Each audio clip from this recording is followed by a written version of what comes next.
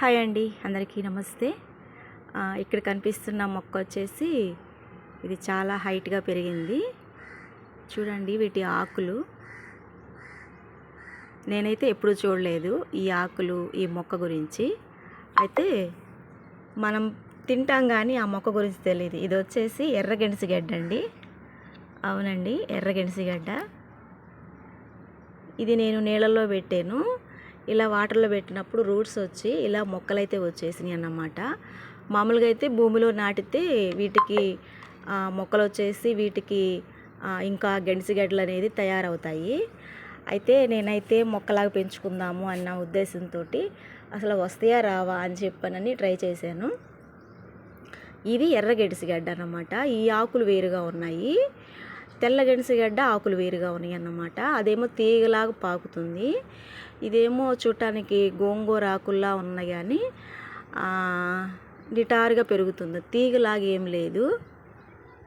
చూడండి, తీగలాగా అయితే ఏం లేదు కానీ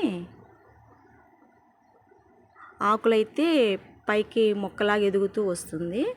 అయితే స్టిఫ్నెస్గా అయితే నిలబడలేకపోతుంది అన్నమాట. అందుకే నేను పట్టుకున్నాను అన్నమాట. కొంతవరకు అయితే ఈ కొమ్మల వరకు అయితే నిలబడగలుగుతున్నాయి కానీ ఇంకా కొంచెం పెద్ద కొమ్మ అయింది కాబట్టి నిలబడలేకపోతుంది అన్నమాట. ఇది స్టిఫ్నెస్ అయితే లేదు. సో కాబట్టి ఎర్రగెణసిగడ్డ ఎప్పుడైనా మీరు చూడలేదేమో అని నేను చూపిస్తున్నాను అన్నమాట. ఆకు చూడండి, మనము ఆకులు ఒక్కోసారి మనం గుర్తుపట్టగలిగితే ఇది ఏ మొక్క మనం చెప్పొచ్చు అన్నమాట. భూమిలో ఉన్నా కూడా మనకి ఇదిగోండి మన గోంగూర ఆకులా ఉందన్నమాట ఆకారము. కానీ గోంగూర ఆకును చూడంలోనే మనకు తెలుస్తుంది ఇది గోంగూర అని. కానీ ఇదైతే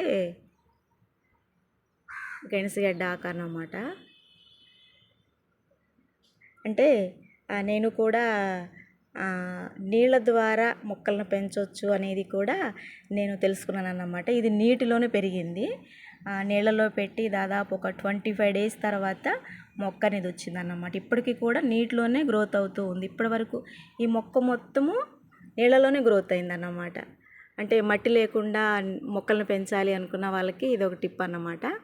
అయితే ఇది ఎక్కువ రోజులు ఉండదు నాకు తెలిసి. మహా అయితే ఈ గెణసిగడ్డ కంప్లీట్ అయిపోయేంత వరకు, అంటే దీంట్లో ఉన్న పిండి పదార్థం అయిపోయేంత వరకు ఈ మొక్కలు పెరుగుతాయి. ఆ తర్వాత ఇంకా ఎండిపోతుంది అన్నమాట. కాకపోతే ఏంటంటే మనకి ఆక్సిజన్ ఇస్తుంది, చూడటానికి అందంగా ఉంది అని పెంచుకోవడమే అన్నమాట. అయితే ఇది నేలలో కూడా నాటొచ్చు.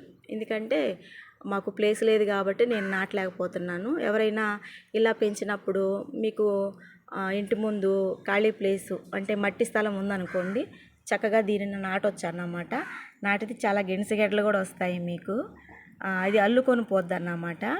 పక్క నుంచి వేరే వేరే గెణసిగడ్డలు చిన్న చిన్నగా అవి మొలకలు వచ్చేసి వేరే గెణసిగడ్డలు కూడా వస్తాయి.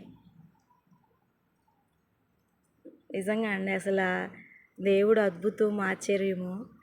అసలు ఎలా పెరుగుతున్నాయి ఏంటి అనేది ఒక్కొక్క మొక్క ఒక్కొక్కలాగా పెరగడం అనేది అసలు నిజంగా అద్భుతం అన్నమాట. మన కంటికి చూస్తాం కానీ అసలు ఈ అద్భుతాన్ని వర్ణించలేమన్నమాట. అసలు నేనైతే చాలా చాలా హ్యాపీగా ఉన్నాను. తెల్ల గెణసిగడ్డ కూడా తీగలాగా పాకింది. ఆ వీడియో కూడా చేశాను అన్నమాట. అయితే ఈ గెణసిగడ్డ ఇంత మొక్క వచ్చేంత వరకు కూడా నేను వీడియో చేయలేకపోయాను. సో కాబట్టి ఇంత గ్రోత్ వచ్చింది. ఓకే అండి, థ్యాంక్ యూ.